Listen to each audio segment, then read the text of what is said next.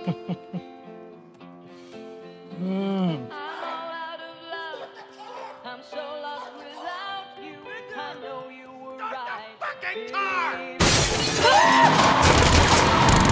Oh, I shit my pants. Actually, that may have been me. Hey guys, this is my 5 points on Deadpool 2. The movie was just released today on the 16th of May in Australia, a couple of days before the US, and obviously a bit after the UK. It's a funny movie. It runs along the same lines of the first Deadpool, very very crude humor as always, and it's that's just going to be the hallmark of the Deadpool movies going forward. There are spoilers in this, so if you haven't seen it, stop watching now. We'll be talking about spoilers and characters and storylines, so just be aware that if you do continue, you will have the movie spoiled. So, let's start it. 5 points on Deadpool 2. So, first point is this is a story about family. And a really, really fucked up one at that too. We know Deadpool, the first Deadpool was a romance, a love story in its own weird and fucked up way. Deadpool 2 follows the same line where it's a family story about about family in its own fucked up sort of way. And it somehow, I don't know how it does it, but it gets to it. It's they have this knack of these Deadpool movies to really make it about a story that it's not, but it is. And like I said, this one's family, and it seems to be a thing about Marvel movies recently where they just really sucker punch you. It's, you know, it takes the first twist where it's a case of Deadpool and Vanessa. It's their anniversary, and they decide that they want to have a family. And in that ensuing scene, the guys that were just chasing Deadpool, the people he was trying to kill, followed him, chased him, and unfortunately one of them actually killed Vanessa. Which really does suck because she's just an absolute awesome part of the films. So she dies within the first God knows what first 10 minutes of the film. It starts off in its own, like Deadpool 1, in its own reversed way, where you see something happen to Deadpool. First Deadpool is him shish kebabbing, skewering somebody, and he goes back in time to explain everything. This is exactly what happens on this. So it goes back in time. It goes back to explain everything to that point, and then the movie continues from there. But like I said, it is about family. It starts off with Deadpool, Wade, and Vanessa wanting to actually have children and planning for that, but all of a sudden Vanessa is shot and killed, and that is a gut punch. No one expected that, and it's like, even though it's a funny film, everyone was like, "Whoa, what the hell just happened?" So it starts out that way, and you think, where the hell is this whole family thing going to come from? And it does work its way to the whole family thing. It includes details about Cable's family, which is the whole reason why he comes back in time, so he can stop Russell from becoming the villain that he did become in order to save Cable's family. It comes around eventually, and we get a whole big happy family scene at the end with Colossus, Deadpool, Domino, Cable, and all pretty much very, very, very, very, very happy in the end. It's its own really screwed up way of doing it, but they actually do it, and kudos to them if that is a really good way of getting a story across in a really whacked out way, and not in the way you actually think it will get to that point, but it does. So yes, this is a story about family. It's not Leave It to Beaver. It's not the Partridge Family. But it is about family. So, yeah, they somehow do it. And they did it in Deadpool 1, and they now have done it in Deadpool 2. And I guess if there is a Deadpool 3, that's exactly what they're going to do. Point number 2. X-Force, and more specifically Domino. Man, she's lucky. It was really good to see X-Force brought together. How it was done, how it was pretty much not a gut punch, but kind of how they used it, how it all ended up. Long and the short of it, you get Domino, Bedlam, Shatterstar, Zeitgeist, and Vanisher, as well as Peter. And they go on their first mission after, you would have seen in the trailers, they did an interview for these members of the newly named X-Force. Problem is, their first mission, everyone except Domino dies in Deadpool. Everyone except Domino and Deadpool dies. So, Terry Crews's Bedlam, you're thinking, great, yeah, it's going to be awesome. Yeah, he's dead. Gets hit by a bus while they're parachuting out of the helicopter. Zeitgeist gets put through a shredder, but Peter was trying to save Zeitgeist, but Zeitgeist vomited on Peter, so his acid vomit burnt his arm off and essentially killed him. Shatterstar got caught up in the blades of a helicopter and became Shatter Sludge. Vanisher went into power lines, but there is a cameo.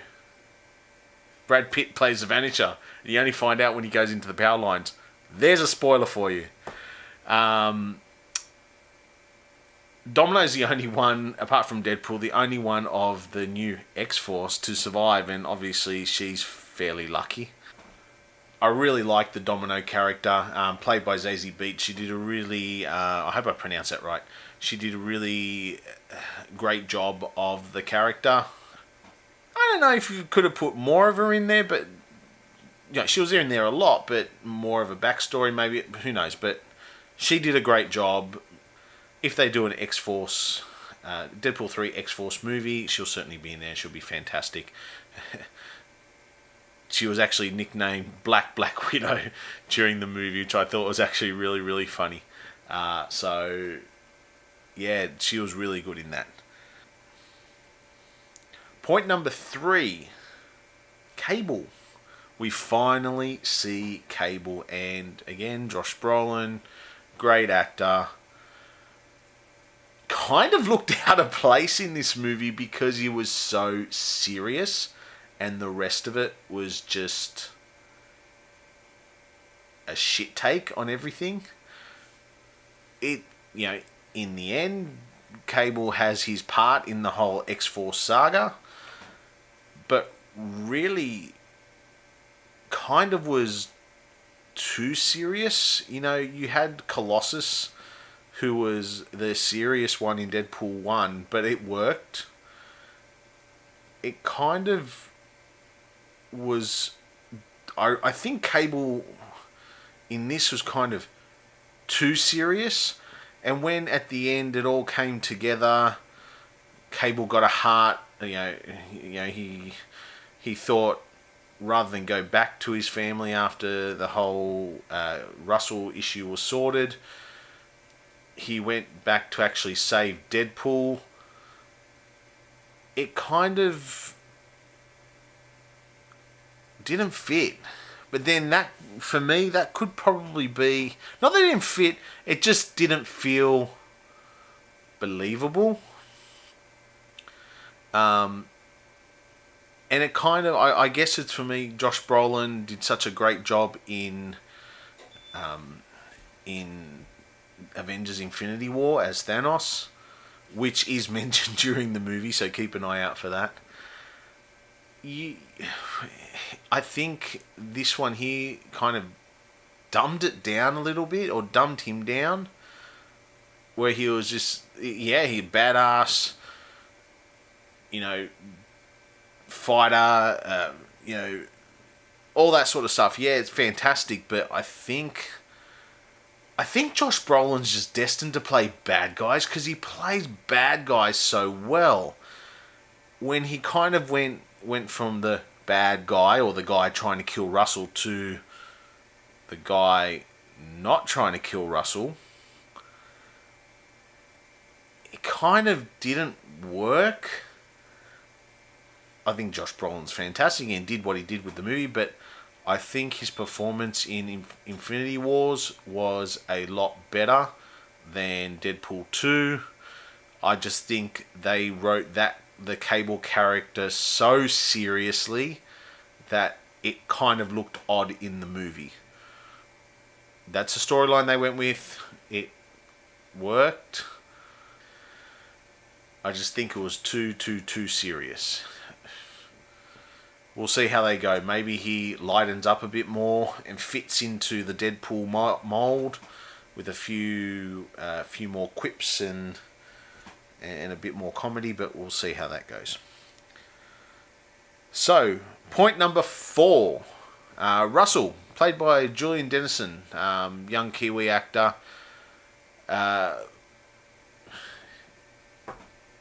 He was good. He fit in. You know, he really played that young, kind of immature kid who was kind of going along that wrong path very well. Through his character, we got to see Juggernaut. And I kind of brought Russell into that because of Juggernaut. I didn't like Juggernaut. Okay, I'll tell you the reason why. It's not Vinnie Jones. It's not Vinnie Jones. I am a fan of Vinnie Jones, and I was a big fan of Vinnie Jones' Juggernaut. But this one just didn't. The accent. I kind of now associate Juggernaut with that British, that real Cockney kind of accent that Vinnie Jones has. Really British, you know, that really deep pommy accent that he has. And I as soon as the actor who played Juggernaut opened his mouth, I kind of went, yeah, you're big and all that, but you're not Vinnie Jones. I would have loved it if they actually had got him in there. So I see Juggernaut, you know, that momentum, the unstoppable ball of momentum like they had in X-Men Last Stand, which Vinnie Jones was in, where he would run through walls, he would just run through people and no one could stop him. You kind of didn't get that. I mean, there was this big CGI fight, as mentioned by Deadpool in the movie, with Colossus and Juggernaut, but it was just a fight. It wasn't as if you had Juggernaut running through things and just making an absolute mess. That's how I see Juggernaut. You know, I would have loved to have seen him just run through Colossus and then run Colossus through wall after wall after wall, and however many times it needed to be. But you didn't see it. You know, Colossus in this movie was more of a fighter than a Juggernaut. A ball of momentum, like he normally is. So I was a bit disappointed in that. I really thought they would have done Juggernaut a bit better. I wasn't the biggest fan of the whole Juggernaut piece, and I don't think he really added too much to the whole thing. I don't think he did. That was kind of the really disappointing thing about the movie in regards to a character being used, was Juggernaut. Wasn't a fan. So, brings me to point number 5. Now, I'm going to actually end my 5 points on a really, really good positive note, that the end credit scenes, oh my goodness, spot on. Absolutely hilarious. So the end credit scenes aren't right at the end. So you'll know when they finish, you can go, unless you want to really read about who was the gaffer in a location wherever they filmed it. The end credit scenes were hilarious because you kind of see Deadpool going through time. So he gets Cable's time mechanism, and goes back in time to fix up a few things in the X-Men universe overall. So first of all, he goes back in time and saves Vanessa. So as I said back at the start, it's a story about family. They were talking about having kids before they were attacked. And at the start of the movie, Deadpool had a knife block. He was killing everyone with the knives, and they had one knife left, which was a spreader knife, and threw it to the last bad guy, and it missed him. Vanessa got shot. Goes back in time now, hits the guy right on the mark. Vanessa's not shot. She's saved. Yay, happy ending there. Next jump in time, he goes to he goes into X-Men Origins. Now we know X-Men Origins Wolverine is one of the more panned X-Men films, and especially the Deadpool character, again played by Ryan Reynolds, was absolutely lambasted. So Deadpool decides to make amends, where he essentially kills off the X-Men Origins Deadpool. You do get your Hugh Jackman Wolverine in the movie. It's essentially just using the clip from that movie. It's not any extra filming, but he just gets rid of that Deadpool. And the last one was the funniest of all, where you see a young Ryan Reynolds holding a script, going, "This is my big break," and you look at the script and it's Green Lantern. Then all of a sudden you see that script splattered with blood. That's Deadpool saving the world from the most horrendous superhero movie in Green Lantern, where he kills off a young Ryan Reynolds to stop him from playing Green Lantern. It's the end credit scenes are fantastic. They do a really, really, really, really good job.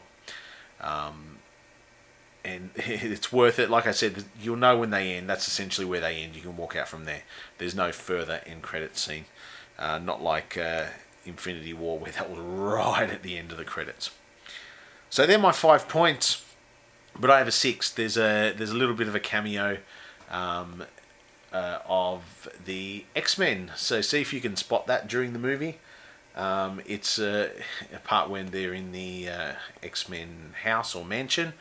And this when Deadpool becomes a trainee X-Man, and you see Beast, Cyclops, Professor, Jean. They're all the younger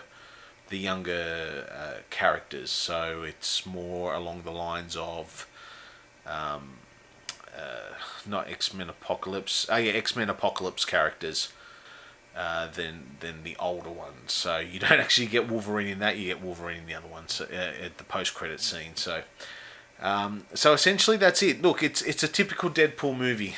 You're going to get the crass humor. You're going to get the laughs. It is a funny movie, and they do some really good takes into pop culture. I mean, there's a whole intro after the first part of the film, where they do as a Bond intro. They do a great job of it, and it's absolutely fantastic. It's really like just James Bond. Fight scenes are always good. Comparing the two, Deadpool 1, Deadpool 2, I'd probably say my favourite is still Deadpool 1, because it kind of hit you in the face with its crass humour and its comedy, and it wasn't. You kind of weren't prepared for it. This one, you kind of knew what was coming, so it kind of made it a bit more predictable in a way. But still, nonetheless, it's a good movie. It's a good continuation. the way they set it up with the whole family storyline was similar like they did with the love storyline. So it works that way. So certainly get out and see it. Just a bit disappointing, especially in regards to Juggernaut. I thought they would have done more with that, but that they didn't, and maybe they didn't because they didn't have time. I'm just disappointed it wasn't Vinnie Jones. That's just me. I'm going to harp on about that for a long time. Ryan Reynolds does a great job as Deadpool, as he always does. Not too much fourth wall breaking, surprisingly, in this. But, it's there. So, make of it what you will. There will be more. They'll do X-Force with Domino, Cable, Colossus, and Deadpool.